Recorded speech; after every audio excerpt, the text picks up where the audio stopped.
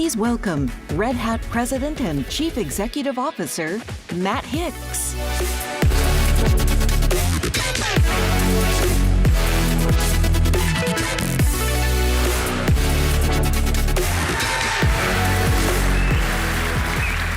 What a fantastic way to kick off Summit. I think for most of us, we come here to change the world every year, and I don't think there could have been a better way to start that. Let's give the band another hand real quick.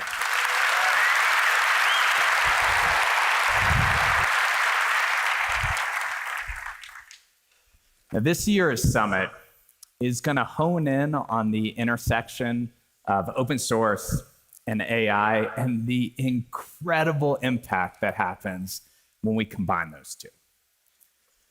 It's hard to even describe just how much AI has advanced since last Summit.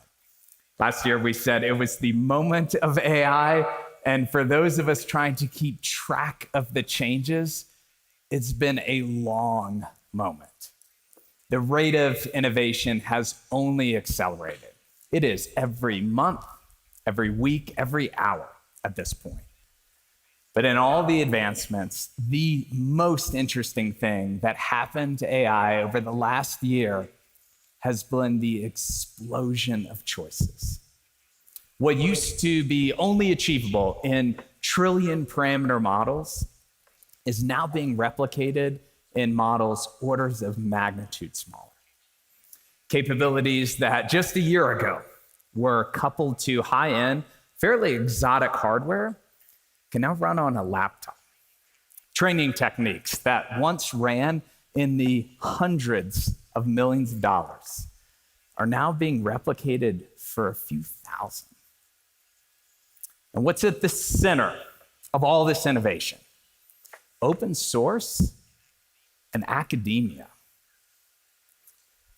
Now, 20 years ago, academic breakthroughs took a long time to make their way into mainstream software. As a rule of thumb, I would often say it was about 10 years to never. And this was largely because the rate and pace in academia and software were so fundamentally different that it was hard to find just a meaningful intersection. But over the last decade, academia has embraced open source, and along with it, the ability to not only prove concepts in papers, but in software. The staggering rate and pace of academic advancements have found the perfect intersection in open source and AI models. These days, it feels like we go from a breakthrough to a model in a week. The capabilities in AI are being developed by some of the best academic researchers on the planet, and open source gives them a channel for their work. Red Hat's why is that open source unlocks the world's potential, and that's what's happening right now, because the world's potential isn't limited to software developers.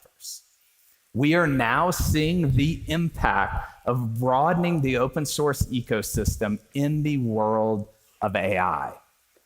And this isn't going to slow down. As models get smaller, as training gets cheaper, as capabilities grow, the reach of this technology will expand across the planet. The breakthrough from MIT today will be expanded on by the IITs in India tomorrow. Researchers will use this as a channel for their next concept, and in turn, they'll equip developers with constant new capabilities to build their next idea. Now, I am not one trying to predict the future of technology, but I think this is a safe prediction. AI won't be built by a single vendor. It isn't going to revolve around a single monolithic model. Your choice of where to run AI will be everywhere, and it's going to be based on open source. Now, why am I so confident about these points? Having watched open source projects for a long time, you reach a point of critical mass where its innovation will exceed everything else. When I saw Meta take the first step into the open source arena with their Llama model, making it accessible to the world, it was a tectonic shift. Then I witnessed Mistral expand on that by releasing a model under the Apache license, allowing unhindered use of what they released. And all the while, I've watched Hugging Face aggregating the data and models to allow research scientists to iterate on this work. And today, I am very proud to announce that Red Hat is going to add the next link in this chain of open source contributions. We believe in the power of open to drive innovation. That means open licensing, open data, and open contributions. And as much progress as we've made in the ecosystem here, the ability to contribute to a model has yet to be solved. I mean, you can get a model from Hugging Face and fine-tune it today, but your work can't really be combined with the person sitting next to you. Also, open source has always thrived with a very broad pool of contributors willing to contribute their knowledge. But the barriers to doing a fine tune of Mistral or Llama 2 without a background of data science have been too high. We hope to change that. Today, we're announcing the open sourcing of InstructLab. Now, InstructLab is a new technology to make it simple for anyone, not just data scientists, to contribute to and train large language models. Why is this so important? We believe that to unlock the real potential of AI in your business, you have to be able to close the gap in that last mile of knowledge of your use case. But how do you activate that knowledge on a foundation model that was literally trained on all the information in the world? Now, InstructLab provides a method of instruction tuning on two concepts, knowledge and skills. And we categorize this data so that we can train models similar to how you or I learn ourselves. Think of knowledge as things you just need to memorize. One example could be a dictionary. Knowing the first two words doesn't mean that you'll know the third. You just have to memorize it. Or a book of mathematics. Knowing the chapters on addition and subtraction doesn't mean that you know multiplication and division. Now, skills, on the other hand, represent what you can do with that knowledge. And you should be able to expand or extrapolate with them. A skill that builds on the addition chapter would be 1 + 1 = 2, and 1 + 3 = 4. And with just a few examples, combined with knowledge on mathematics, you can teach a foundation model a new skill. But now extend this to a business setting. Your knowledge might be your historical support cases, and the skill might be how a customer service representative could interact or debug better with that knowledge. Or your knowledge might be your quarterly results, and your skill is finding the anomalies based on those results that you look for. Or your knowledge might be marketing copy, and the skill is how you would apply your words, your style, your brand to your website. Now, this technique does not solve every problem with AI, but I think it solves a really important one. For the class of problems that you can structure in this way, you can now teach a foundation model a new skill with a few simple examples. We use synthetic data generation in real time to extrapolate on these skills to give you a result with 5 examples that before might have taken 5,000. And with the ability to teach smaller models the skills relevant to your use case, everything gets better. Training costs are lower. Inference costs are lower. Deployment options expand. These all in turn create options for how you might want to use this in your business. Even when using InstructLab, you will always have the choice to keep your data private and maintain it as your intellectual property. But I have the feeling that there is a lot of knowledge, a lot of problems that can be structured in this way that people are willing to contribute, to add their own link in the chain of open source contributions. But to see their work in action, you also need these skills built into a model. And if anyone hadn't noticed, GPUs can be a bit hard to get right now. So to help address this challenge, I'm excited to announce that IBM Research and Red Hat are open sourcing the Granite family of language and code models under an Apache license. But more important than just the models,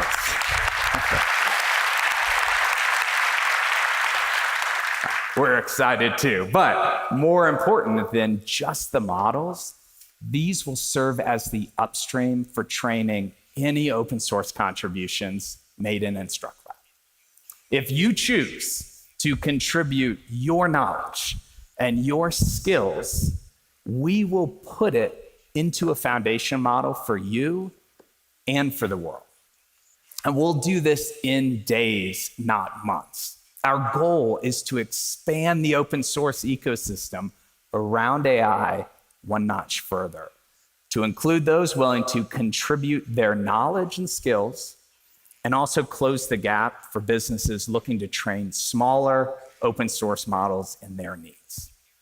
Now, since you're hearing about this right now, I know that no one has been able to book labs or sessions around it. So we will have hands-on labs available throughout the week for you to try it for yourself, as well as presentations in the InstructLab Lounge to dive deeper. Look, I know that some of you might be all in on AI, while some of you are still skeptical, but this technology isn't going away. And as the open source element expands, it will be a force multiplier. We need to figure out how to make it work best for you. I believe open source is the best model to be able to do this.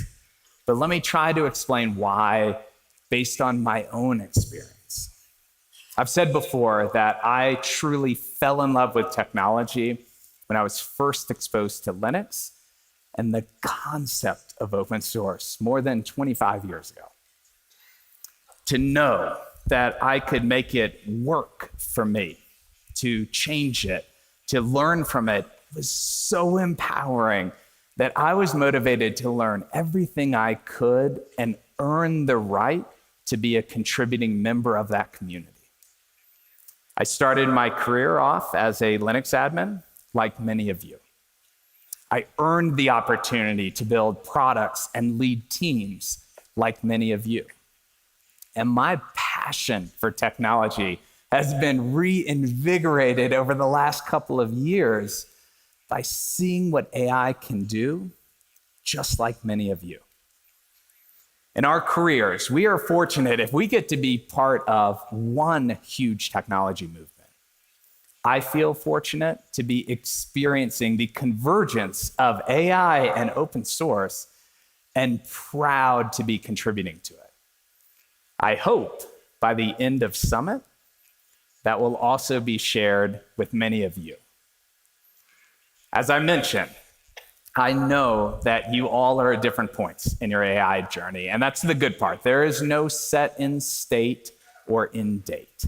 Every organization will take its own path, but the goal is the same. Making AI work for you and your unique needs. These needs could be paired programming, an analytics engine, a chatbot, or something even more complex. But believe me, every organization is trying to determine what is real for the industry and what's real for them. But wherever you are today, Red Hat can meet you there. This is truly an opportunity for each of you, for all of you, to create your AI, an AI that knows about your business and builds on your internal experience, an AI that enables anyone in your company to have their experience influence the entire company. This is a journey that many of you have taken with us over the years, and it has made open source what it is, the world's best innovation model for software. Red Hat, along with all of you, made open source a business reality. I'll be around in the Instruct Lab Lounge this week, and I hope to see you there. Let's show the world what we can do with open source AI. Thank you very much.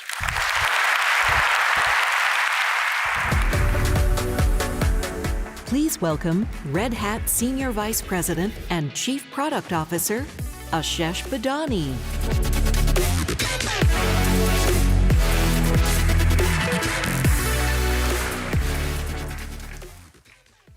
Wow.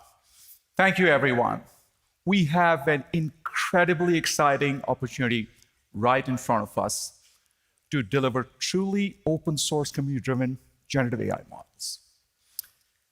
And we're doing this by building on the shoulders of giants, just like we've done in the past for Linux and then Kubernetes. Today, let's talk about how we're going to do this for AI. Matt introduced our perspective on Gen AI.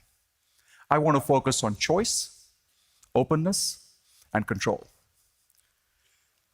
When it comes to AI models, Red Hat has always given you choice. And now, we're giving you openness and control. There are a few questions I want you to think about. What if you could take existing AI models and make them perform better, be more accurate, and become more applicable to your business? And what if they could give you 4 to 5 times expected results, all the while balancing the cost it takes to realize those goals? Here's how we're going to make it happen. In partnership with IBM Research, we're open sourcing several models for both language and code assistance. But what makes this even more exciting is Instruct Lab. Instruct Lab is a new open source project that allows individuals to enhance a model through a simple user interface. Think of it like applying pull requests, PRs, for any open source project, but instead targeted LLMs. The lab in Instruct Lab stands for Large-Scale Alignment for Chatbots, a methodology developed by IBM Research. It consists of 2 components. First, a taxonomy-guided synthetic data generation process. And second, a multi-phase tuning framework, both of which help to significantly reduce reliance on human annotations, which are expensive, and feedback, while targeting improved model accuracy. Let's break down exactly how Instruct Lab and the lab method work.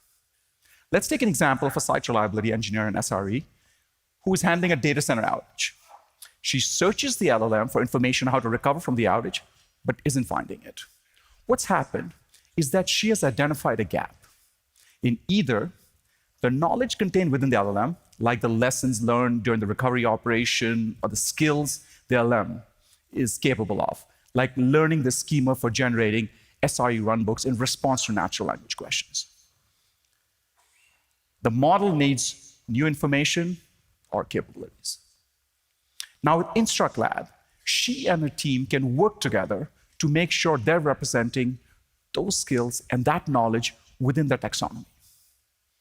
Instruct Lab then expands the data they provided in the taxonomy using synthetic data generated from a teacher model. Synthetic data allows the team to add just a handful of examples based on their expertise. Instruct Lab then generates hundreds or even thousands of new examples based on the examples they gave, plus what the LLM already knows. This generated data replaces the need for human annotations and feedback and will be used to align the LLM, effectively teaching it new skills or knowledge. Augmenting the LLM using only the data needed for the new capabilities results in smaller models. Next, InstructLab validates that synthetic data using a critic model to get rid of any bad or invalid samples. And finally, we train the model using the validated synthetic data. When complete, the model has gained the additional skills and knowledge it lacked. This allows the model to perform better for the SRE, her team, and her business. The power of the community's contributions enhances and enriches the model. Instead of forking an LLM, which creates a dead end that no one can contribute to, InstructLab enables anyone around the world to add knowledge and skills. These contributions can then be incorporated into future releases of the model.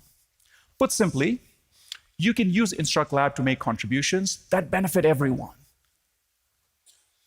This is an extremely powerful idea. Just look at how the Granite Code assistance model performed against similar sized models, which are a mixture of both permissive and non-permissive licenses for generating code, expanding code, and fixing code. These are incredible results. Now, just imagine the power that InstructLab and the lab method can bring to improve it even further. Bringing this all together, the open sourcing of the Granite language and code assistant models and InstructLab gives you big results from smaller models, big results using data provided by experts across the organization, and big results for much lower cost. It will allow you to enhance models with your data, your skills, and your knowledge. For example, why can't there be a model that leverages years of experience from, let's say, the best tax accountants in your company, usable for anyone in the finance team? With InstructLab, that's easily done. Now let's talk about this as part of our broader AI strategy. Choice and multi-model flexibility is critical for your organization. Our AI strategy allows for you to use the best of open community models, like Granite, ecosystem models like Llama, Mistral, or the thousands of others from Hugging Face, or your company's fine-tuned models. This gives your AI choice, openness, and control. We want to have your experts contribute knowledge and skills that are unique to your business. What you need is a trusted, secure, stable solution built on open source principles. That's why we are incredibly excited to introduce RHEL AI. RHEL AI is an easy button for getting started with AI and building Gen AI applications. We all know RHEL as the world's leading enterprise Linux platform and the trusted foundation of open hybrid cloud. And now, it's getting AI superpowers. Linux admins should be applauding right about now.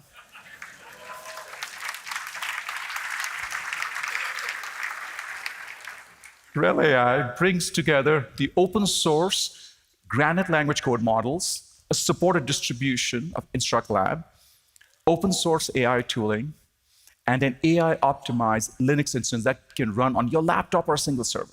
It provides an easy starting point for anyone to build Gen AI applications with highly capable LLMs, fully supported and indemnified by Red Hat. While RHEL AI includes all the pieces you need to get started with Gen AI models and applications, we've also made it simple to deploy. RHEL AI starts with packages from Red Enterprise Linux using our new deployment method called image mode. Image mode delivers the platform as a container image, supporting the need to move more quickly when it comes to building, testing, and deploying AI applications. RHEL AI has tight integration with the newly announced Podman AI Lab, a dedicated extension for Podman Desktop that allows developers to build, test, and run Gen AI-powered applications in containers. We're working with key partners to bring RHEL AI to life. And no matter your choice of underlying hardware, NVIDIA, Intel, or AMD, or whatever is to come next, RHEL AI will be enabled to support your choice. For example, we have Dell, who we have a long partnership with and are now collaborating in the AI space to make RHEL AI available to all of you. Dell was with us at the very beginning when we first made RHEL available to enterprise on Dell servers.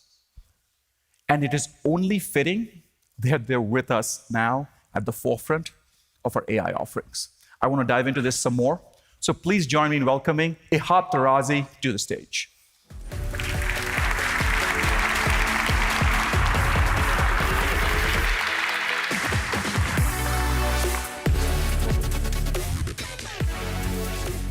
Hey, Ihab.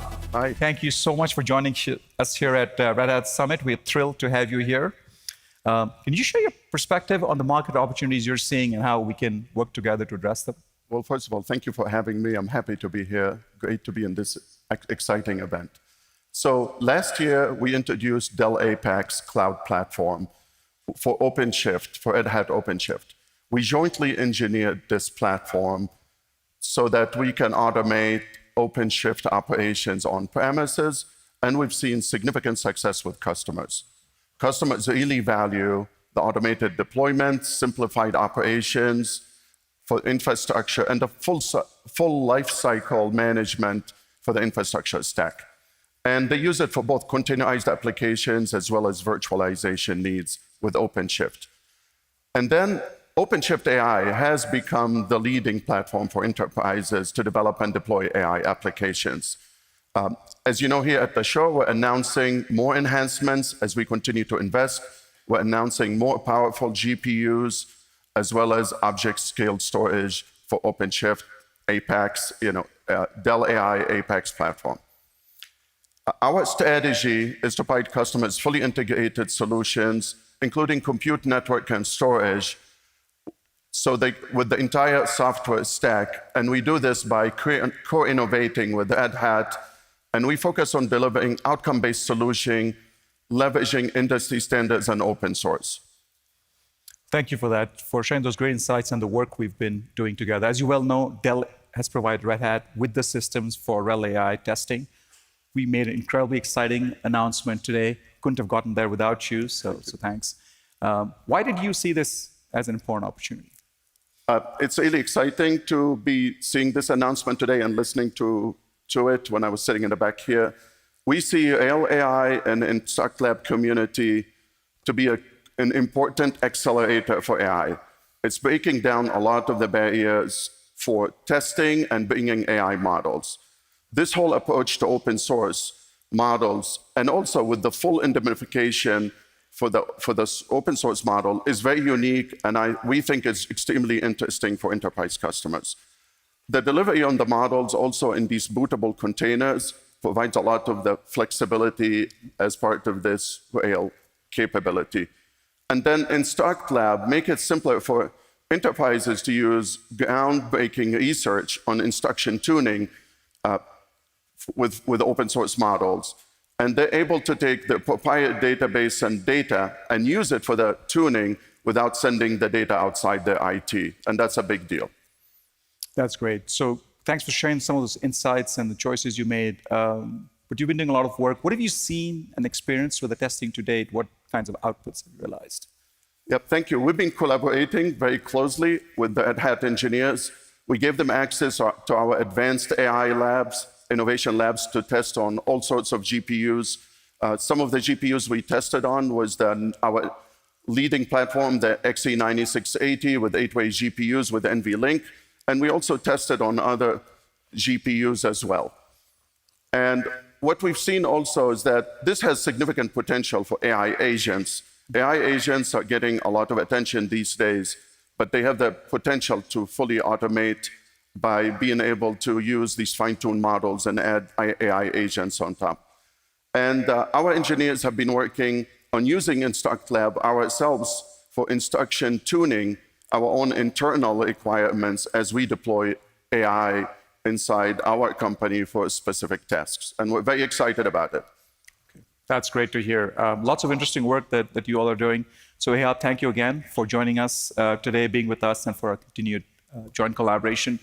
I'm so appreciative of the chance to speak with you here at Red Hat Summit. Hope you enjoy the show, and we keep working closely together. Thank you so much. Thank you. Thank you.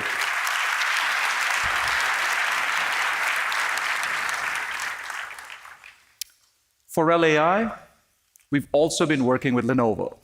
Lenovo sees the need for customers to be able to test and experiment with models on a trusted platform. As they see the future of AI as hybrid, just as we do, Lenovo is looking to RHEL AI as a critical pathway to drive hybrid innovation with Red Hat OpenShift AI for production scalability. What's really exciting is that they're working with us to jointly test and install RHEL AI on Lenovo ThinkSystem and TrueScale GPU servers.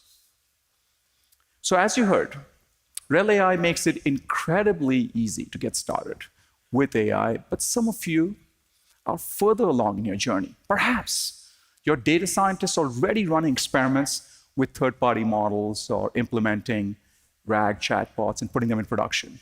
We see companies scaling from single server models in RHEL AI to multi-model enterprise-wide deployments using Red Hat OpenShift AI.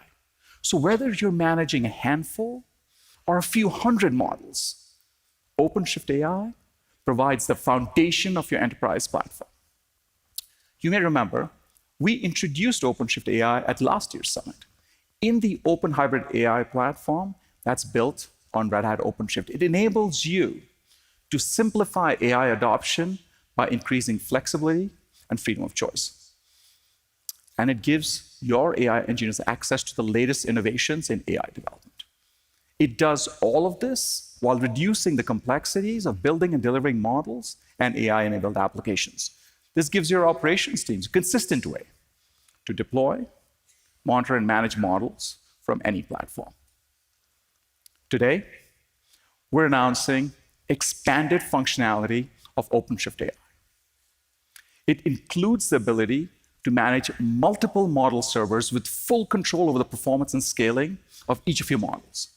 We also give you the choice of additional GenAI serving capabilities with the runtime, such as VLLM, with added support for deploy models to edge or remote locations. You can now perform inference in locations with limited resources and much closer to the data sources. And finally, we've added distributed workloads with Ray using CodeFlare and KubeRay, which uses multiple cluster nodes for faster, more efficient model tuning and training. We're continuing to infuse the power of AI directly into Red Hat products to improve your experience and make you more efficient. Last year, we announced Red Hat Ansible Lightspeed with IBM watsonx Code Assistant. This brought the power of generative AI to Ansible playbook creation. Now, we're expanding Lightspeed to both OpenShift and RHEL to help make IT operations more efficient and accessible across the enterprise. We've talked a lot about the AI platforms and applications. Now let's talk about the underlying infrastructure they run on. When we look under the covers of our AI workflows, we have RHEL, OpenShift, and the Ansible automation platform. They deliver world-class capabilities to support AI backed by our comprehensive ecosystem. Everything we just covered, models, platforms, applications, and infrastructure, they are the pillars of our AI strategy, encompassing all layers of our tech stack. So bringing it all together, Red Hat delivers the end-to-end enterprise AI experience across the open hybrid cloud. We deliver choice and cost efficiency for AI models. We deliver the leading AI platforms to bring your team's models into production. We deliver secure, scalable infrastructure and automation for your AI models and applications. And maybe most importantly, we ensure that your business is delivering your AI experience with the flexibility and security you need. So to summarize, choice, openness, and control, all in your hands. We are so excited for you to try this for yourself, and you don't have to wait.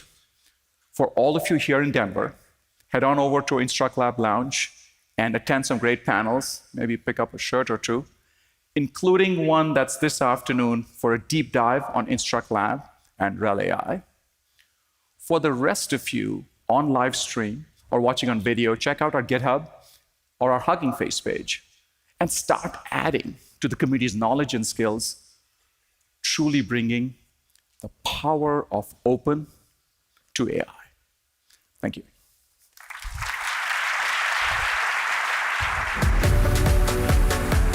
Please welcome back to the stage, Matt Hicks. And joining him virtually, Intel Chief Executive Officer, Pat Gelsinger.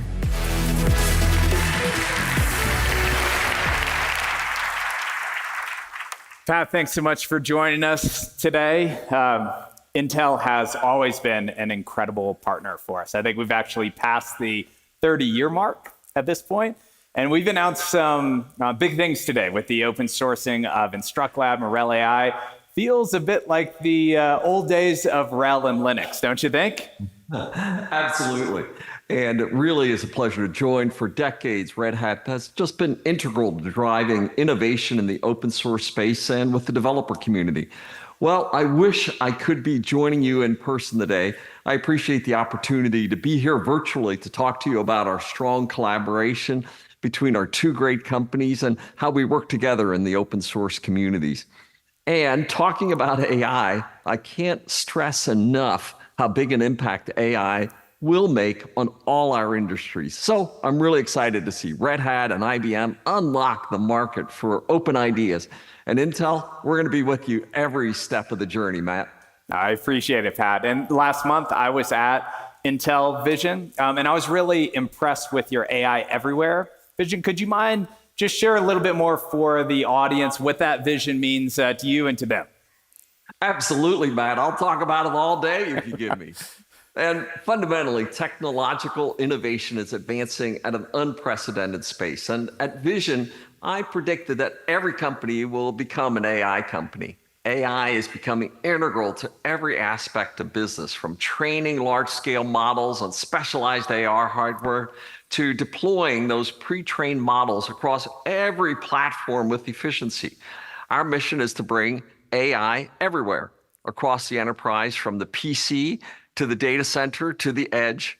And for enterprises, we have an open, scalable systems approach that works across all of these segments.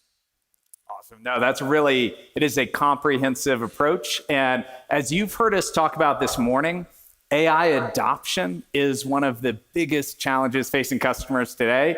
What do you see as the main hurdles for enterprises today right now with AI? Yeah, absolutely right, Matt. And enterprises are facing several obstacles, primarily around unlocking the value of their data and integrating complex AI systems and solutions securely and efficiently. And to help unlock enterprise data and accelerate deployment of Gen AI, we recently launched a new project under the Linux Foundation called Open Platform for Enterprise AI, or OPEA, with a number of industry partners. And our goal is to make it simple for businesses to accelerate deployment of their enterprise AI solutions with an open ecosystem. Yeah, so if there's one thing about Red Hat and Intel, after 30 years, we know how to collaborate.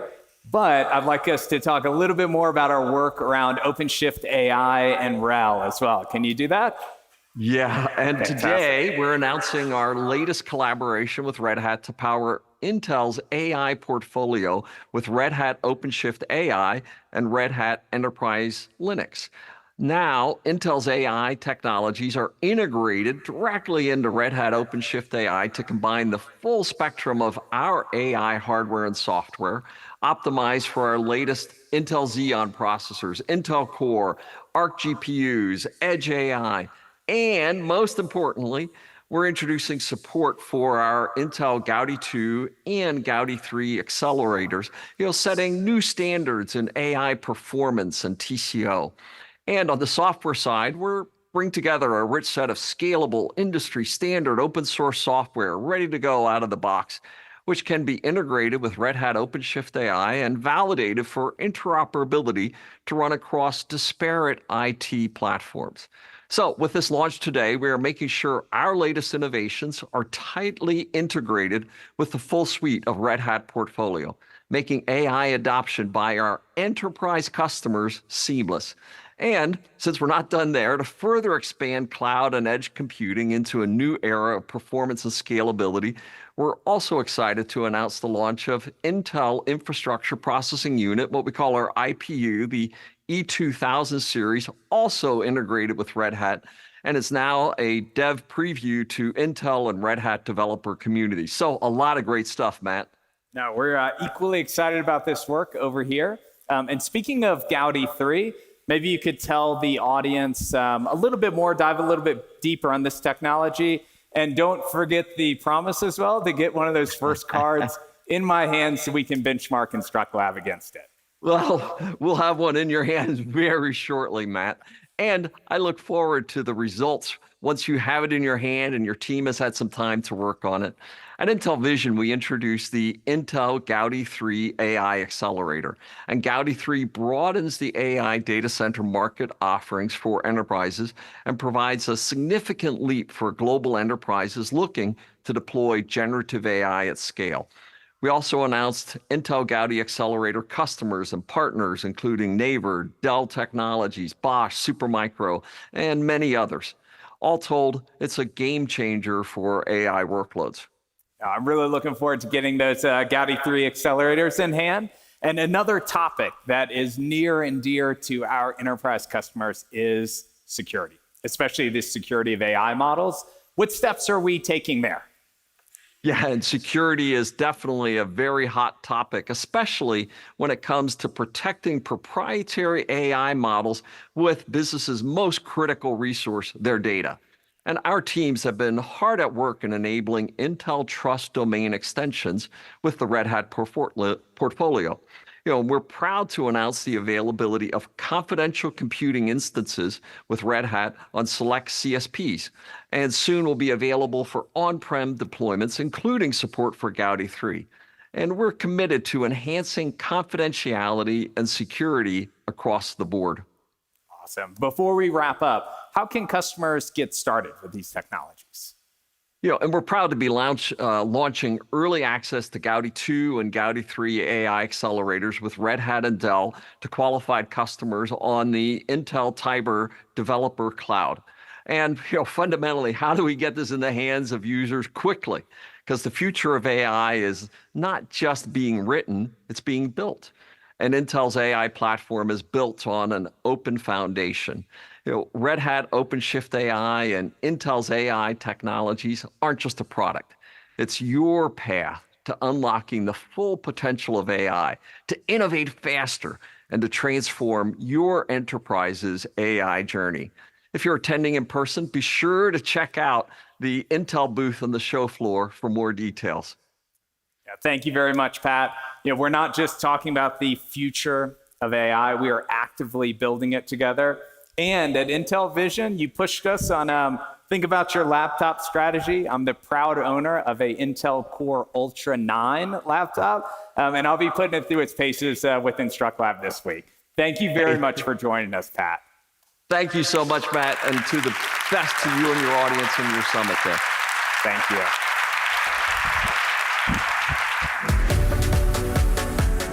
Please welcome Red Hat Vice President of Technical Marketing, Chris Morgan. This is awesome. So good morning. Yeah, you can participate. This is the fun time, right? It's also a little unnerving because we just saw Pat Gelsinger and Matt Hicks at Red Hat Summit. So hopefully we can live up to the message that they set forth. I want to start off by asking you guys, again, audience participation is important. How many of you consider yourselves an expert at something? Right? I mean, it could be anything. Maybe you have a novel way of making pancakes on Saturday mornings. Or at your business, maybe you're that person that always gets the projects done on time and under budget, right? That's everybody. Everybody, right? Cool. Well, if you think about that, we're going to help you take this information, these skills, this knowledge, and help you put it into a Gen AI model without being a data scientist. We're going to do this by taking you on a journey today. We're going to move from our laptop with a proof of concept. Then we're going to go to some relatively small-scale hardware to do some additional fine-tuning. Then ultimately, we're going to end up in production, full ML ops. And we're going to do this in the context of a company. We've created a company called Parasol. It's an insurance company, and we have a claims application, as you can see here behind me. Now, this claims application is made up of multiple models, multiple frameworks, services, footprints, infrastructures, hopefully similar to things that you have in your environment. Now, since we only have about 20 minutes to show you guys this in action, we're going to have a mixture of things that you're going to be able to touch and get hands-on with while you're here this week. Also, giving you a sneak peek at things to come, and then obviously a lot of cooking show magic because of how long this could take. But with that, I have my demo team here to help me. I'd like to introduce Maria, who's our business owner. Hi, Maria. It's cool.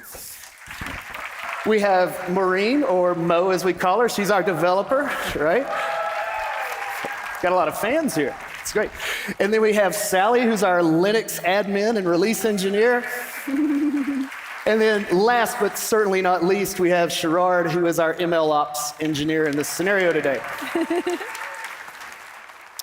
So we're going to actually start with Maria, who you're going to give us the idea that we're going to bring all the way to fruition. So Maria, tell everyone what we have. That's right, Chris. Have you noticed that with all this AI conversation, the industry is trying to remain relevant and figure out an AI strategy? Our fictional company, Parasol, also was feeling the pressure. And we started, like many, with a chatbot. And we want to create fluid, engaging experiences for our team, our partner, and our customers. And we do that by infusing our applications with AI. I have all these ideas for improvements, and then I first try them out with Mo. She's the lead developer of our team, just to see how they work. Because some of my ideas, honestly, are better than others. And today, I want to share this one with you. Okay, well, I'd love to see what this idea is. So let's maybe... All right, check this out. I'm logged here as a claims adjuster. And as you can see by the red, there's a lot of claims on hold. It really takes us a long time to figure out what repairs to do based on the car, the issue, and the cognitive load of figuring all of that out is slowing things down. So I asked Mo to see if we can come up with a repair suggestion to move things along. As you can see, we have our chat here, and I'm asking it, hey, do we know anything about this? Can you give me some ideas about repairs? And it's really not very helpful. Mo, help us out. Okay. I have put together, I just don't send her that, right? Because we have data, customer data, repair data, our knowledge, the way that we fix things. So I've sent that data to Mo, but this is sensitive data, so take care of that. Yeah, so I love the idea, and we're going to add this new service, hopefully, to that diagram that we showed everyone at the beginning. But Mo, we got a problem on our hands, and it seems like you're the hero to help us get there. Yes, Maria, I love your idea. I love working with your team.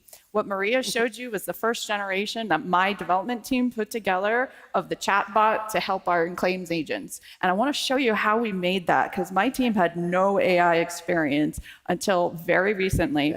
We use a tool called Podman Desktop, and it is a powerhouse, cross-platform, Mac, Linux, Windows. My whole development team uses it to build container-based applications. We can run Kubernetes clusters locally on our laptop, do that inner development loop, get things ready, then we push it out to clusters right from our laptop for testing. It's an amazing tool, and I'm so excited about it. Well, I'm excited to see it too, as I'm sure everyone here is, so go for it. So what we did is 0 to 60, we're using Podman AI Lab here. And it has a series of recipes that are basically because all this AI hype, man, I'm just a developer, I have an app, how am I supposed to put this in my app? We have a series of recipes that basically gave us templates and a starting point that we could take. So here's the chatbot template that we used for Maria's chatbot that she already demoed. We can integrate this into our pre-existing application, basically to infuse it with AI. And here next, we started with a Granite model. And this one is the one we started with, but it doesn't have Maria's data yet. So that's why we didn't really get the results we were looking for. But here I've got that Granite model. I'm deploying it locally on my laptop. This is amazing because number one, I don't have to wait on IT for hardware resources, right? It's just right here on my laptop. Number two, I can experiment and play around with AI, and I don't have to worry about exposing Maria's customer-sensitive data. And number three, my cloud account billing is not there because I can experiment and play around and not have to worry about using up all of that because I'm on my laptop. But here you can see, once I have that model service running locally on my laptop, I have all these options to pull little snippets and templates for a variety of languages, depending on what my app is written in, to integrate that model into my app. So I love this because what I'm seeing is, to repeat for everyone, on your laptop, using, in this case, just Podman, you were able to start working with models and doing them with your, and it even gives you a head start if you're a Java developer or a Python developer or whatever your specialty is. So I absolutely like that. However, we want to get Maria's data in. Right, sorry. And so excited about Podman. So we're going to move to VS Code here, I think. Yes, so here we have the data that Maria's team passed on to us. This is from our historical claims data, and it shows repairs based on different accident conditions. These are the repairs that work best from our experience as an insurance company. That's our domain. We're not data scientists. Right. We're not, well, I'm a developer, but Maria's team is not developers. This is our knowledge. And what we did is we took that knowledge and we encoded it in a YAML format, plain text, and we came up with questions and answers, just a few. And we have this synthetic data generation that Matt and Ashesh talked about that's going to superpower those examples so that there's a large enough set of data to move the large language model. Okay, so I also want to point out a couple of things. There's no Jupyter notebook here. And if there's one thing I need you to recognize and remember, this is plain text, right? You don't have to download Anaconda and install a Jupyter notebook. You can do this yourself and really get going and put it in a format. But you mentioned synthetic data training. What does that look like? Sure, so let's go ahead and run it. So we have the examples. I am going to, because I did a proof of concept here to get an example going, but here I'm going to use a RHEL AI endpoint that has a Mixtral model on it to do the data generation. Initially, what I did to sort of lobby for some nice Dell hardware with H100s, I did a proof of concept right on my laptop, but it's not as super powered as that box. So here I'm running it through RHEL AI to do that data generation. And basically there's a model on RHEL AI that's looking at the examples, that's looking at the data, and it's using the InstructLab tooling to take those few examples Maria's team came up with and come up with way more examples to power that LLM. Okay, and I'm guessing this would be the concept of a teacher model, right? Because I noticed there's just a few questions, and then I saw as this was running, you created additional information. Is that the goal here? That's right. It's a teacher model running on RHEL. Okay, I love that. I love that. So now we have our data generated. What's next? So the next step is I'm going to take that synthetic data. I use the RHEL AI endpoint, and it's on my local system, so I'm SSHing it up to the RHEL AI system. Actually, I'm rsynching it, and then I'm going to SSH into RHEL AI, and I'm going to start the training process. Okay, and well, while we're doing this, I'm a bit confused because I don't do this like you guys, but for the last 18 months or so, all I've heard about is RAG. And so what would be the difference here? What are the advantages? Where does this work together with RAG? Yeah, sure. So you could use RAG too to do something similar. However, RAG is at the inference stage. What we're doing here is we're actually fine-tuning the large language model, and we're basically baking Maria's data in. The cool thing about RAG and InstructLab is you can combine them together and supercharge those results. And if you'd like to learn more about that, we actually have some RAG versus InstructLab versus what they're like together experiments at the InstructLab Lounge in the Expo Hall. I love the plug. Amazing. So now that we have our model trained, I'm going to guess we serve it up. That's right. So we're going to go ahead and we're going to run serve on that RHEL AI system. I'm going to grab the endpoint. I'm going to put it back inside my app. So I have the app running locally on Podman Desktop right now, pointed at the RHEL endpoint that has my new model with all of Maria's data, and we're going to try it out. So I'm going to load up Podman Desktop. Yeah, and so now what we want to do, I guess, is now we're going to pass it over, right? That's right. So right from Podman Desktop, I can launch it and push it over to the development cluster. We have an OpenShift development cluster running in AWS, and I'm going to go ahead, grab that URL, pass it over to Maria, and she can try it out, and we'll see if InstructLab fixed it up. Okay, so again, I feel I need to summarize. Notice we didn't leave VS Code in Podman for any of this. We were able, as a developer, to do everything right here on our laptop. And now it's time to, I guess, give it to our critic, since we also, as part of InstructLab, have the ability to have a critic model to ensure what is done is actually something we want to do. But in this case, we're very fortunate. We have Maria as our critic. And so we're going to hand it back to Maria, and she's going to see how we did. So Maria, how's it going? All right. I got this link from Mo, and I'm very critic. Looks like I now get an AI assistant repair tool. This is great. Let's see how it works to see if some of the data actually makes sense. And look at that, it does. This helps like cognitive load for our claims adjusters, and I can just validate that this is good to go. And then do I need anything else? Do I have any more ideas? I'm sure, not for right now, but I'm sure I'm gonna come up with more ideas because this is kind of nice, right? Like getting and validating. This looks good to me. Okay. Well, we're not quite ready. First of all, I want to thank you guys for kicking us off. Give them a hand, please. It's not easy being up here first thing in the morning. That's awesome. But we're going to go over to the other side of the stage. And we have to get this thing ready for production. Awesome. And that falls on you, Sally. Yep. Unfortunately, or fortunately, maybe you relish the opportunity. Very fortunately. I'm so happy to be here. And I'm curious to see how you're going to make this happen. Well, I'm going to tell you about image mode for RHEL. Okay. It solves a few problems for us. Okay. First, with AI, we have all this new hardware running everywhere. With GPUs, accelerators, comes firmware, toolkits, third-party kernel drivers, getting hard to manage. Second, our claims adjusters in the field.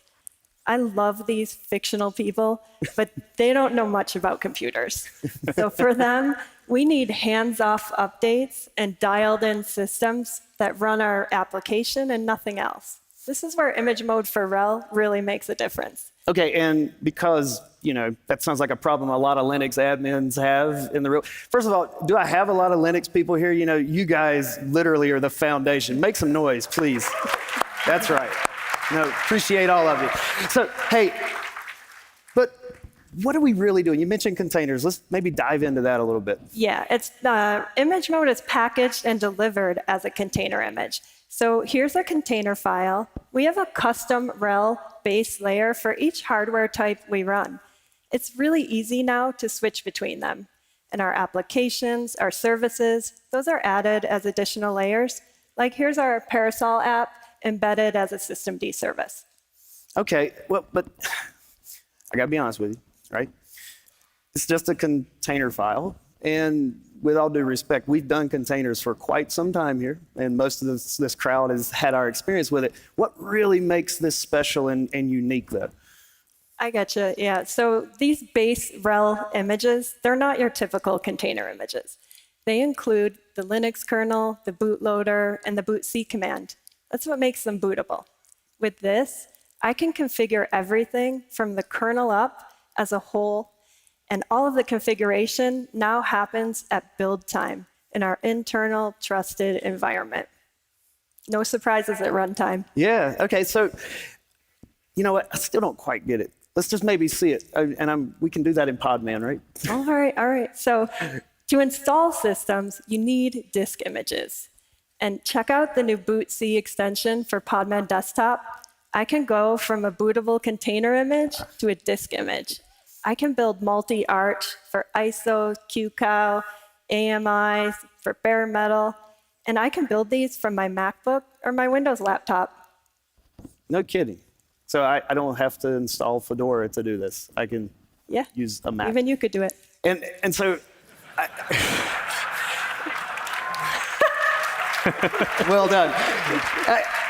What I think is amazing, though, I think I get it. Well, Chris, also, once the system is installed, all you need are container images. Well, and that's what I was wondering is, I'm guessing I saw what was in there. I'm using a container file on Apple Silicon. Yep. Make sure I'm following this all the way. And you were able to go through and create, for lack of a better term, machines. I saw there were VMBKs there, QCals, AMIs, ISOs. Yep. Those are not containers, best I can tell. They are not. And so you did all that here to start getting us the consistency. Where do we take it next? Yeah, well, so again, once the system's up and running, updates happen when you build and push a new container image to a registry. Our RHEL systems simply pull down the new layers and boot into the updated OS. And Podman Desktop has all these new options for building multi-arch images. There's one for every hardware footprint we run. Okay, now I think it's all come together for me, right? You're able to do this and then even push them out to the edge, like we were showing the full gamut, and you were making fun of our claims agents. I wasn't making fun. I said I love these fictional people. All right, fair enough. But I'm presuming we're not just immediately pushing out, right? We hopefully are using our trusted software supply chain. Yes, yeah. We don't push out releases from Podman Desktop.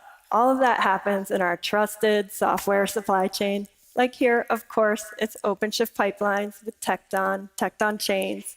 And the cool thing is that now we can use the same pipelines, the same infrastructure, automation, our signing services, everything that applies to our application images now extends to the operating system.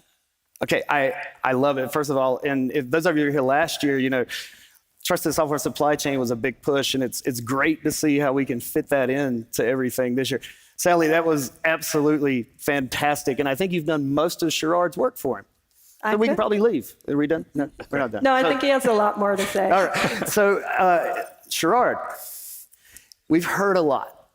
We've started on the laptop in this journey. We've gone to this proof of concept with RHEL AI. We've now packaged some things to work really on any platform with these models.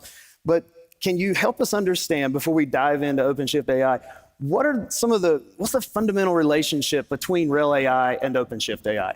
Yeah, that's a great question, Chris. And RHEL AI and image mode for RHEL, they're fantastic at enabling developers on their local machines or a Dell box with H100s to be able to really customize their models and get something out into production quickly. But OpenShift AI, when you start to think about Parasol ourselves, we have hundreds of GPUs, and we have many teams of developers looking to infuse AI into their applications. We want to be able to use the distributed computing powers of those clusters, and then we also want to be able to do things on the inferencing side. Inferencing, that's where our mission-critical operations happen. And so it's important that we have something that's scalable, that's able to scale down to zero if I'm not using the GPUs, but then also able to help me manage the life cycle of my model. I may need to roll forward, may need to roll back, and I may need to even deploy onto an edge device. So OpenShift AI gives me those enterprise capabilities on top of what we already have with RHEL AI and image mode, and just allows me to really get things out to market fast. So it builds on what Sally and Mo had mentioned, and just gives us one more set of features to manage our models. Okay, so if I can draw an analogy, maybe. If I'm a Linux admin, make noise again. If I'm a Linux admin, I can manage, maybe 100 Linux machines on my own, but if I needed to go to scale, I need something like Ansible or Satellite that really helps me. Can I think of the RHEL AI and OpenShift AI relationship a little bit like that? Yeah, absolutely. That's a great way to think about it. It's a perfect analogy, and OpenShift AI gives you that scalability, that enterprise scalability that really helps you orchestrate many of your different infrastructure and your different models that you have. Okay, great. Well, let's dive into your demo now. Awesome. So now here I want to show you a little bit about OpenShift AI from the project management, the data science projects. Here I have everything I need to be able to customize and fine-tune my model. I have my data connections, I have my model server, I even have my pipelines. And what I want to do here is really just show you all of the different tools that you have at your disposal to be able to really dive in and customize that model. Okay, great. And I guess we want to go to a pipeline? Yeah, so I'm going to dive in, and what we showed earlier, and Sally just showed some of the image building part of this, and then Mo showed the application side. We need a repeatable pipeline that allows us to continually just really tune that model. And Maria is going to always have great ideas and how she wants to enhance it. And now we have that pipeline that allows us to just really take all of her ideas and just continue to feed them in. And this even includes our synthetic data generation step that you see here. Okay, and so what I love about this, just an observation, not being a full AI guy myself, pipelines are pipelines. And the fact that this is OpenShift AI and it runs on OpenShift, it's one tool now that both an OpenShift admin, as we'll learn more about tomorrow, and an OpenShift AI admin can live in the worlds that are familiar to them and bring it all together. So that's really slick. But we mentioned doing things at scale. I know that was important to you, Sally, right, to get out to all the claims agents. How are we helping with that? Well, one of the things that we want to take a look at is actually the resources that are being utilized underneath the hood. We have a lot of different pipelines being run. I mentioned the hundreds of GPUs that we have. It's important that I know what the hardware is doing and the utilization of it. So here you can see the CPU utilization, you can see the GPU utilization, the memory allocation, everything I need to be able to observe what's happening when my pipelines are running. Okay, and I'm guessing this helps on many levels. First of all, this is kind of awesome to see just how many resources, because we all know AI training and fine-tuning can take a lot of resources. And so understanding where those are and being able to manage where you put them with various policies, I'm sure is pretty awesome. But, you know, I'm really anxious to see things work. Can we show how we deploy this thing? Yeah, absolutely. And as great as it is being able to see the resources being used and being able to tune my model and do the customizations for Maria, again, it's more important that I monitor the inferencing of this and be able to get this model out into production. Okay, gotcha. So, and I think we support VLLM now. I heard you mention that absolutely. backstage. And that's one of the things that we're announcing this week. We have support for VLLM and OpenShift AI, and we also support other runtimes. You'll see NVIDIA NIM, there's great support there. And even if I just have predictive models, we have different runtimes that we can use, all kinds of different runtimes that we can use that are really optimized specifically for LLMs. Okay, well, let's see this in action then. And so I'm just going to go ahead and deploy this model, the exact model that's been custom tuned with Maria's data. And I'm going to actually use OpenShift AI to really scale it out and allow me to have all of those capabilities to be able to do more inferencing as the data is coming into the system. I can scale out, I can manage it on different infrastructure, and really just supercharge everything I need to get this model into production. And the key point here is, again, what Chris had mentioned, the application developers, they get to work in their DevOps world. The MLOps engineers, and what you're seeing here about managing the lifecycle of the model, the MLOps engineers get to work in that MLOps world, but it's all on one single platform. That's the beauty of OpenShift and OpenShift AI and what we've done here. Sherrod, I literally couldn't have said it better. That was awesome. Sally, Sherrod, give them both a hand, guys. You know, it was great to see that journey, but now I want to fast forward past today, and I want to come back to you, Maria, because I want to know if you're happy. Yeah, sure.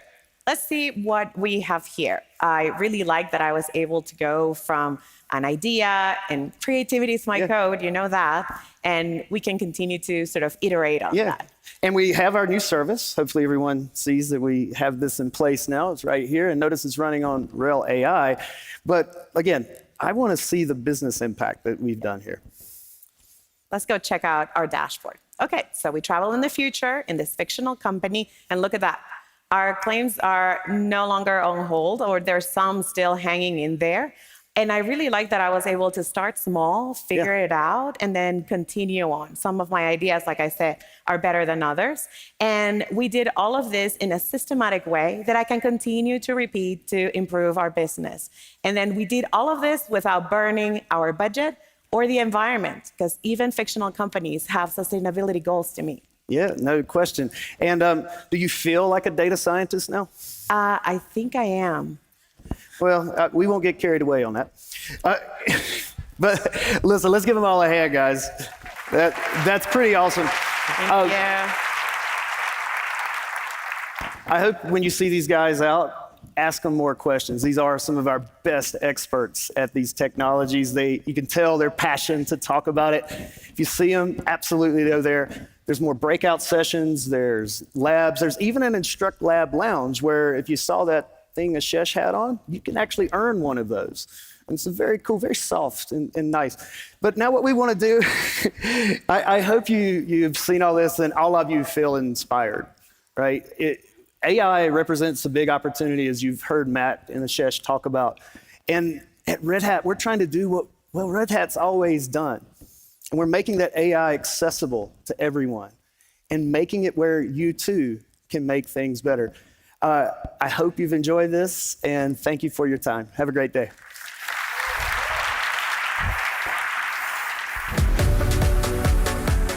Please welcome Red Hat Senior Vice President of Partner Ecosystem Success, Stephanie Chiras.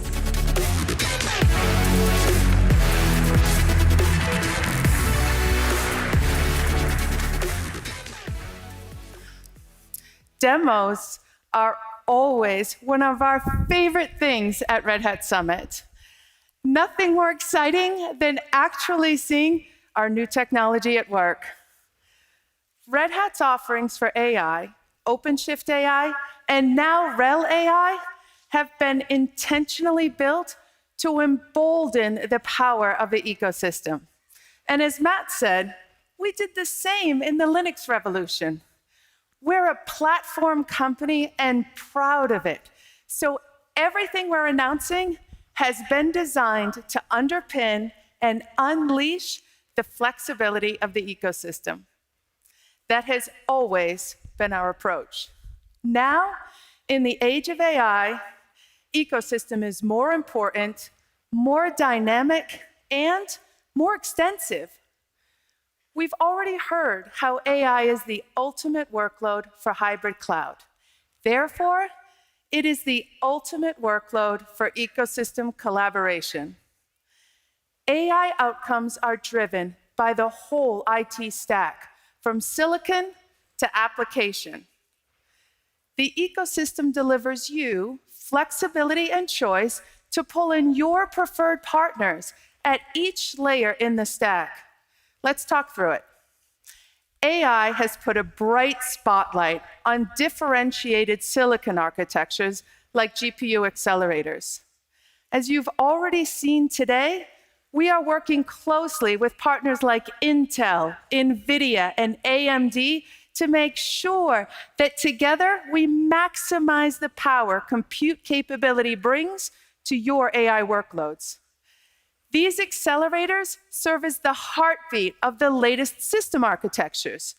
We're collaborating with partners like Dell, Lenovo, Cisco, and HPE.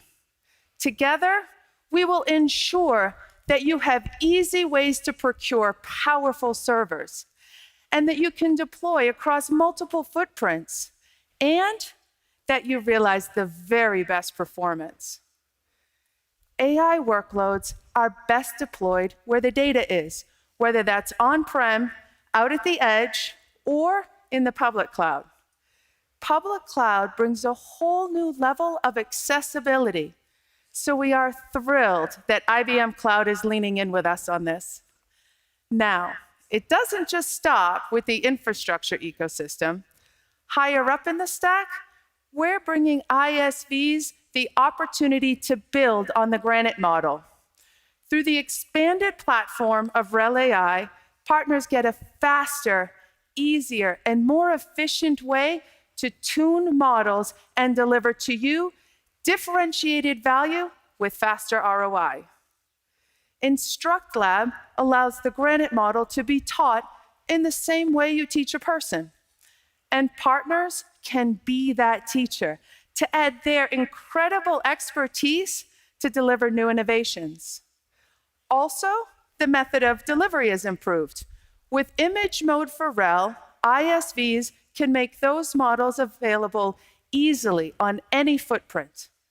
InstructLab plus the Granite model make RHEL AI ready for you to differentiate in AI, whether you're a partner or RHEL AI and OpenShift AI are doing what RHEL and OpenShift did for Linux and containers, giving you one platform that unlocks the strength of multiple processor architectures across multiple server designs, both on-prem and in public clouds. This is our hybrid cloud strategy. RHEL AI redefines the term platform in the AI era. The same broad access to hardware across multiple footprints, but with added models to make getting to a trained model specifically for you faster and easier. We know that each of you has your own ecosystem. You have your partners that you work with. Our goal with our platforms and all of the updates you've heard from Matt and Ashesh is to ensure that it's all built so that your ecosystem can easily join in, integrate, and bring you value. For me, AI is the pinnacle of the value of ecosystem. It's about hardware, it's about software, it's about models, it's about all footprints. It is about collaborative innovation. We're approaching AI the same way we've approached everything else. All open source, all built to underpin ecosystem value, all part of the open hybrid cloud value proposition, flexibility and choice. And now, with all of this talk about AI, I am thrilled to invite NVIDIA to the stage. Please welcome NVIDIA Vice President of Enterprise Products, Justin Boitano. Stephanie. So good to see you. Justin, it's so good to have you here on the summit stage. And I was lucky enough to be on the summit stage 2 years ago with Justin. But that's what happens when you have a good partnership. The work keeps going on. So could you spend a few minutes and share with the audience, Justin, a bit about the foundation of our partnership and how we've built upon it? Sounds good. First, I want to thank you for having us here again. I got to say, these partnerships go for many decades. We started this partnership, I think it was in 2006, when we first pioneered accelerated computing. And we wanted to bring CUDA and the power of parallel computing to the world's HPC centers to accelerate scientific research. Since that time, honestly, accelerated computing has obviously gone mainstream. The world has changed quite a bit, and we've had to adapt as the market's changed. And so I think it was back in 2019, we saw the world moving to cloud native computing, and we decided we'd work together to pioneer a new way with operators to detect GPUs and network accelerators and automatically install their runtimes into OpenShift and cloud native data centers. Now, these two transitions of accelerated computing and cloud native computing really pave the way for this era of generative AI that we're entering in now. And every enterprise is going to want to adopt generative AI. And so you can tell I'm super excited by the announcements that we're making here around OpenShift AI and how our platforms come together to really fast track innovation for the enterprise. You talked a lot about this exciting technology market we're in. It's constantly changing, and our partnership has changed with it. We've stayed in lockstep in order to tackle all of these new things.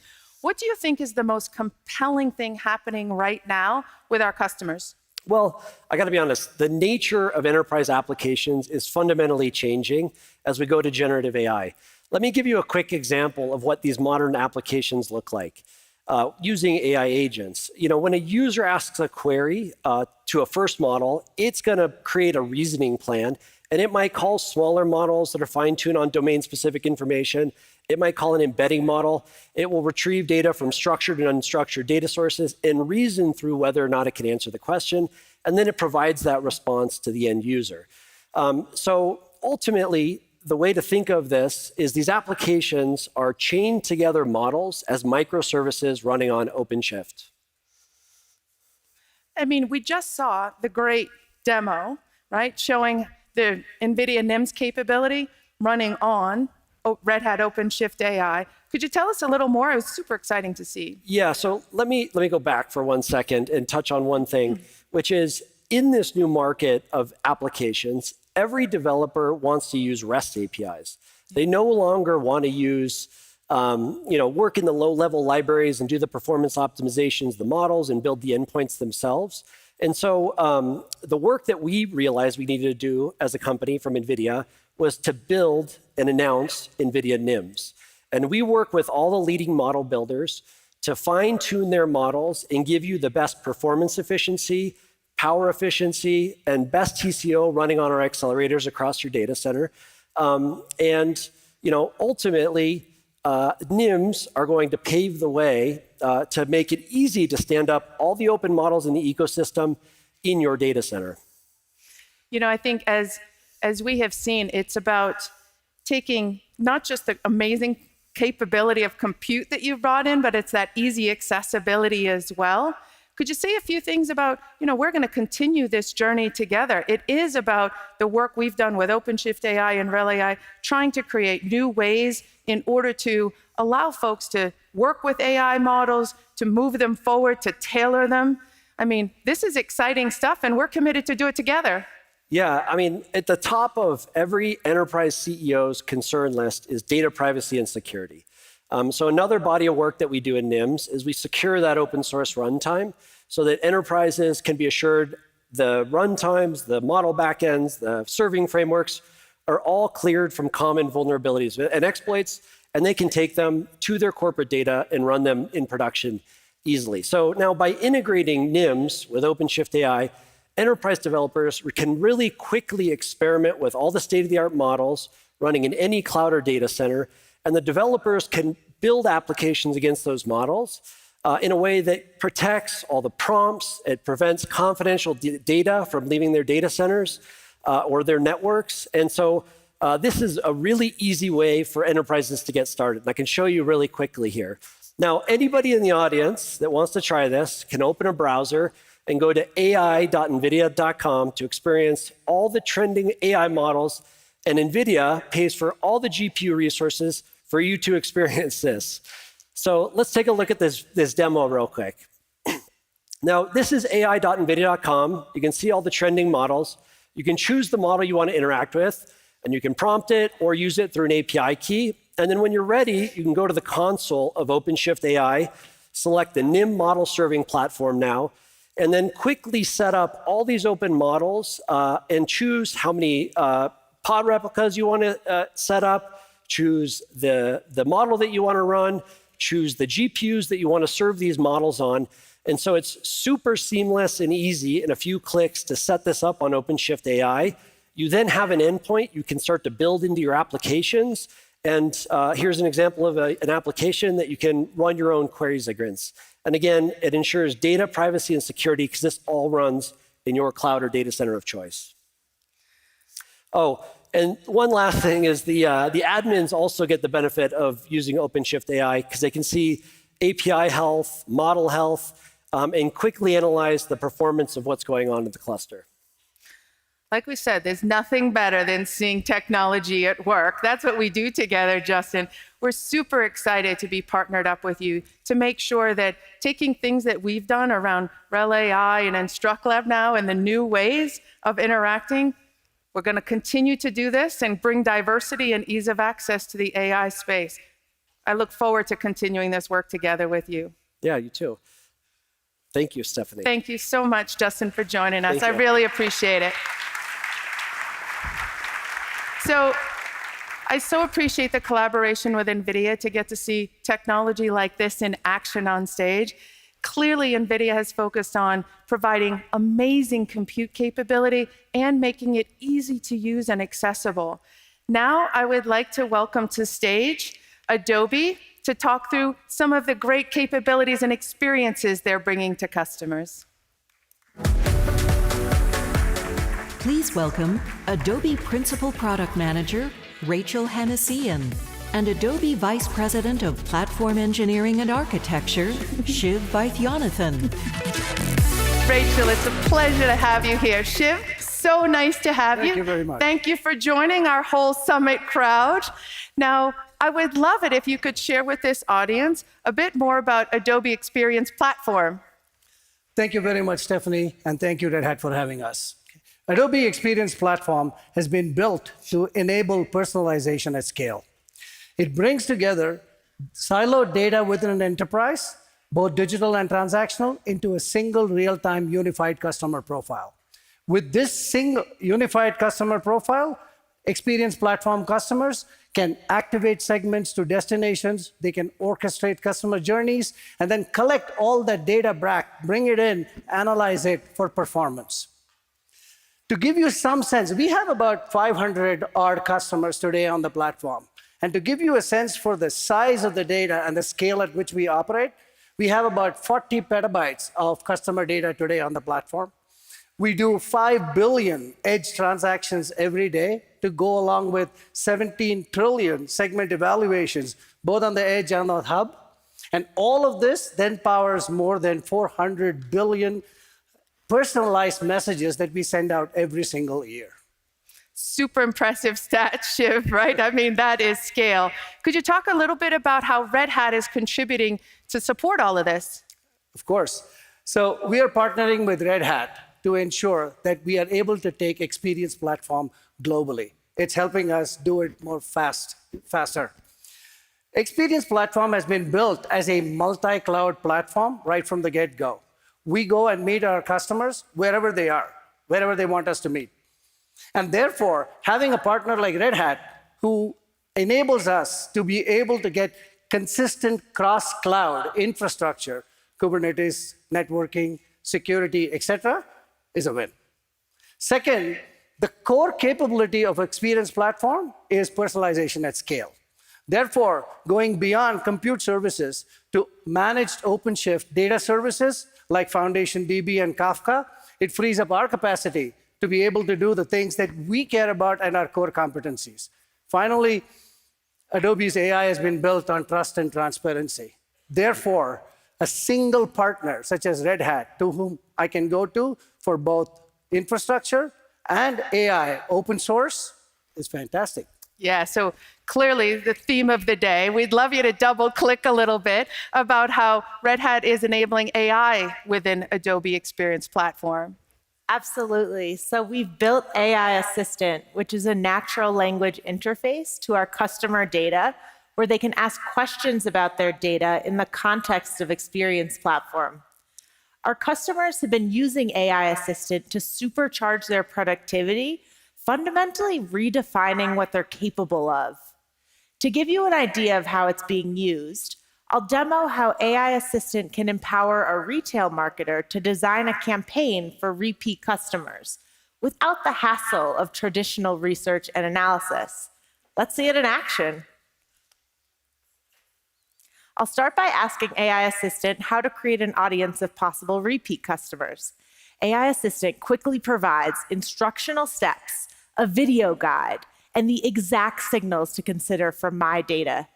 It even proactively shows me a similar audience that I created last year and had completely forgotten about. At least one of us has a good memory. This is super powerful and saves me hours. Going a step further, AI Assistant anticipates my needs and identifies high-value customers and optimal times for re-engagement. I mean, this is a game changer. This effort used to take weeks of back and forth and meetings with multiple teams. I'm sure you know how it goes. And now it takes seconds. AI Assistant makes advanced analytics accessible instantly. And I can trust the results.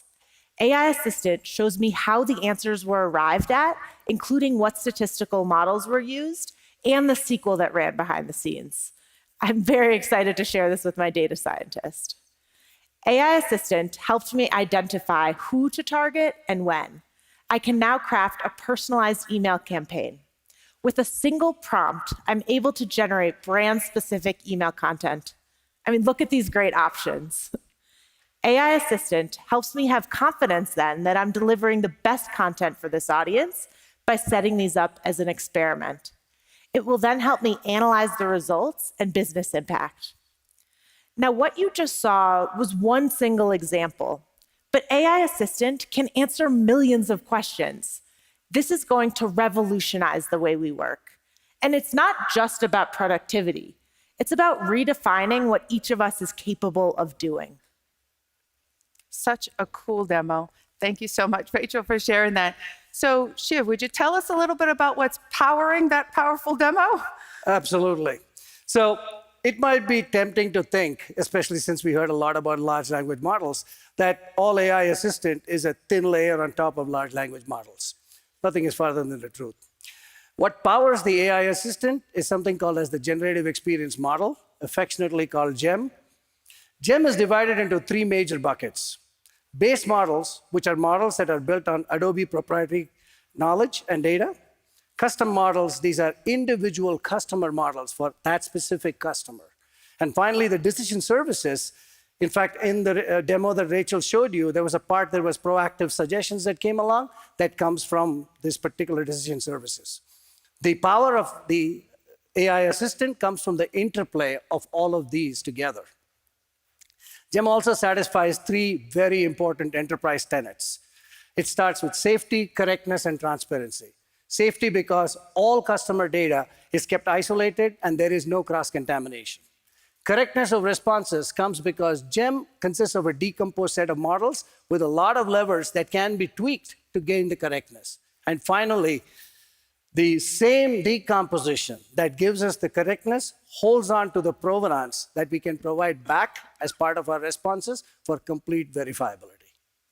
Such exciting things that y'all are delivering through AI. Thank you for your partnership with Red Hat to power such an amazing experience. Thank you for joining us, Rachel. Thank you. Shiv, Thank you very much. so much. Thank you all. Thank you. Can head out this way. Oh.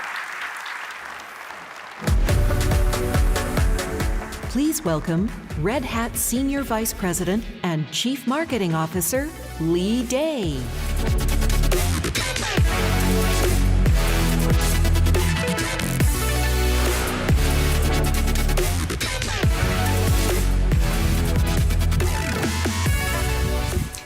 The most gratifying aspect of technology is how it can have a profound impact on human life. I am thrilled to have two brilliant individuals join us here today to talk about how they are working to change the trajectory of human life by diagnosing potential challenges at the earliest stage possible, in utero. Please welcome Dr. Grant and Dr. Pinar.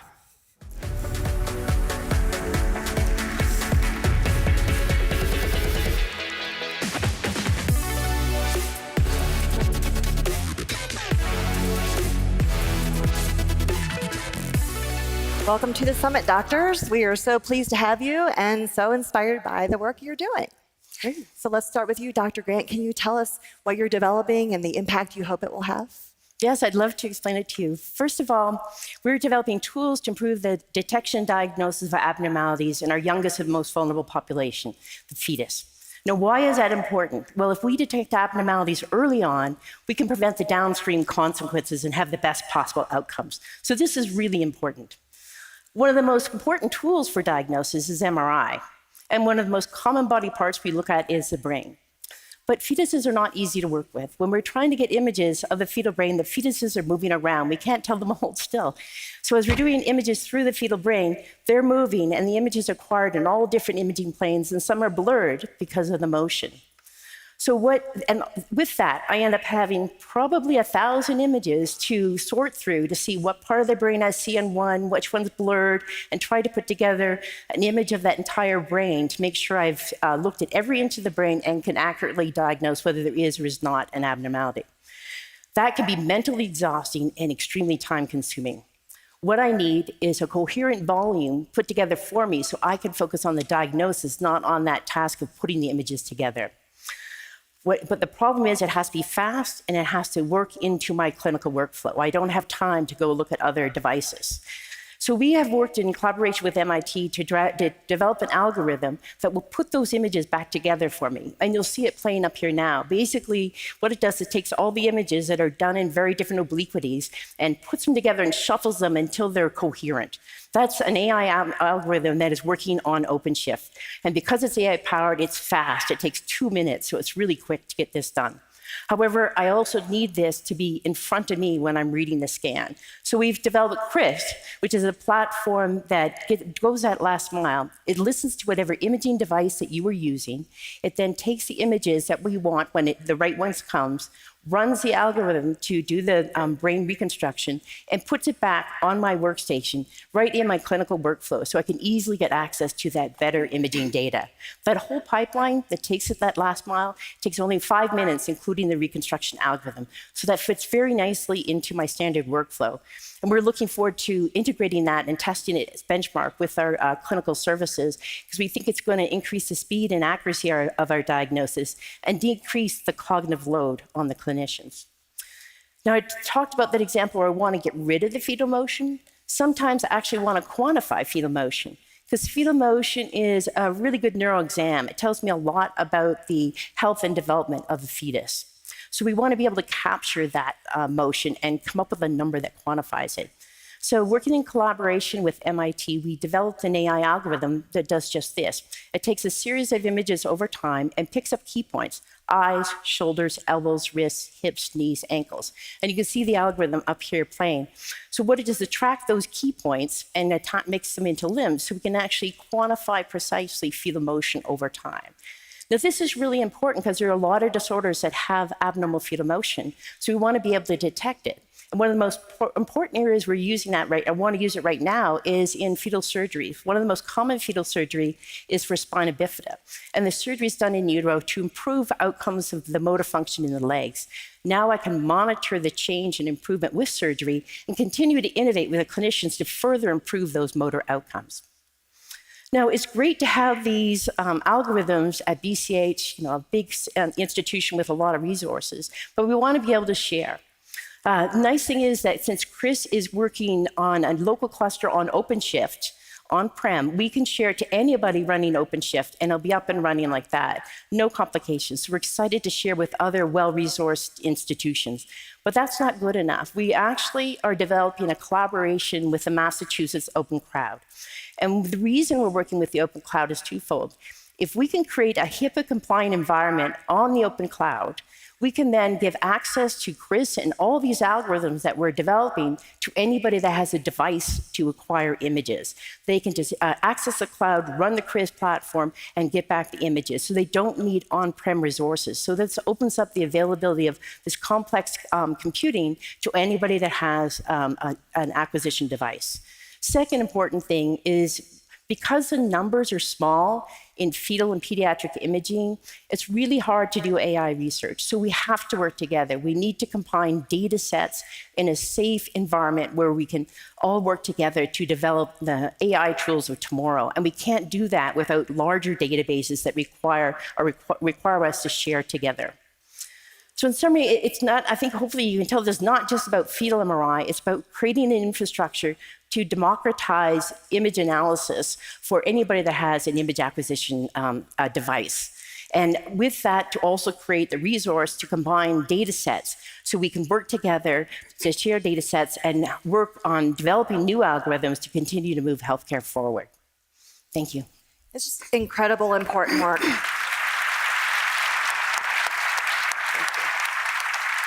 But it's hard to imagine that in 2024, this AI use in clinical settings is not more prevalent. So Dr. Pinardo, you shared with me a reason why. Why is AI not used so much in clinical settings like these? Thanks, Lee. And that indeed is the question, right? Some might say it's the million-dollar question. I don't know, the billion-dollar question. But the fact is, in 2024 at Boston Children's, in radiology, you'll be hard-pressed to find AI anywhere. You'd be hard-pressed to find it on the roadmap, really, anywhere. And that's an interesting question. Before we unpack why, we need to talk about what kind of AI is useful in radiology. So radiology is image processing. The AI that we would need is image processing AI, the kind of old school AI, I call it, the classification type of AI. You take a lung image and you determine if it has COVID. You take a mammogram and determine if there's a tumor, all in aid of a radiologist. You take a brain volume image and measure the sizes of structures as a child develops. These apps actually already exist, but they're not used. A lot of amazing stuff has happened for a very, very long time. In fact, let's jump back. Let's jump way up. Let's go to the 1960s. NASA landed humans on the moon using image processing to determine where to land. We haven't been to the moon in 50 years. We haven't even taken any advanced computing in 50 years and tried to bring that into medicine.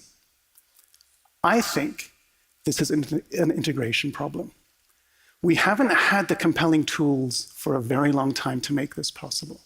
A couple years back at Boston Children's, we decided to build an open source platform called CRIS to be this connective tissue, to connect to hospital databases, bring images, stage the computing.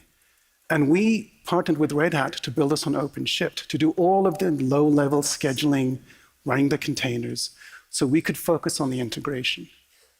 And because of that, we're now able to be at the precipice where we can bring this to the forefront. But there's another thing that's important here. Trust, right? And it's not so much necessarily trust in AI per se, but it's just trust in general. You want to trust a doctor with your health. I want to trust a pediatrician with my kid's health. I want to trust that the tools they use are reliable. To me, and I'm a scientist, I'm not a clinician, my background is biomedical engineering. The only way that I believe this was possible is with open source. Open source doesn't mean that a doctor is going to fire up Visual Studio, or in my case, NeoVim in a terminal and debug Python. Open source means a community can analyze and vet and test and build trust. So because of this trust that we're moving towards with open source, we actually have two amazing other implications that happen. Open source levels the playing field. Ellen mentioned the tools we use at Boston Children's. Because we run them on OpenShift, because CRIS is open source, a hospital anywhere can take that and run it themselves. They can use the same computing algorithms we might develop to help kids wherever they are. And it goes bigger than that. You might have detected my slight accent. I'm originally from South Africa. A rural hospital in South Africa, or in Africa anywhere, could in theory do this as well. They could have access to the same cutting edge tools, AI, and computing that we're developing right here. To me, that's amazing. But let's take it to the next level, shall we? It's kind of hard to run stuff on-prem. You need to trust some kind of open source cloud provider too, or an open cloud. Now, Ellen mentioned the Mass Open Cloud. I don't want to plug Massachusetts. So my son, who's a sophomore at mechanical engineering, told me, Dad, don't worry about it. Boston has the best sports teams, hands down. New England, the best camping, the best hiking, don't worry about it. We also have the Mass Open Cloud. This is an open resource that we're trying to make HIPAA compliant so that hospitals like us can put our data on this resource. So can other hospitals, hopefully, because the next level of innovation occurs when we begin to collect all this data together and allow anyone to begin to probe and analyze and innovate. So we're extremely excited about that. And back in rural Africa, for argument's sake, they too could use such an open cloud to run their analyses as well. All this is possible because of open source. And all this is possible because of OpenShift underneath the scenes as well. So thank you very much for that amazing tech. Thank you so much. So clearly, trust and consistency are so important when it comes to AI, and especially in such incredible work that you all are doing. We are so proud that Boston Children's has chosen to work with Red Hat for the last 7 years, and we're now looking at the beginning of another really great innovative story, and we're glad to be on this journey together with you. So thank you both very much. We're so glad to have you. Thank you. What a great example of how AI is changing lives through the power of open source. If there is one takeaway we hope you'll leave with today, it is that Red Hat is the platform for AI applications in the enterprise. And we're expanding that to truly take AI open source. The exciting innovations you heard about today will allow you to accelerate AI adoption and expand its capabilities, giving you a solid foundation for success in the AI era. Tomorrow, you'll hear about how Red Hat is helping you to optimize IT for the AI era. And we hope the sessions at Summit this week inspire you to truly embrace AI, to take advantage of AI in your organization, and continue to change lives around the world. Please don't forget to stop by the Experience Zone at Red Hat Central so you can talk to our research experts that really want to hear your opinion so that we can help improve your Red Hat experience. Up next is the Ansible Fest keynote in the Four Seasons Ballroom at 10:30. So thank you all. Enjoy the rest of your day here at Red Hat Summit and Ansible Fest.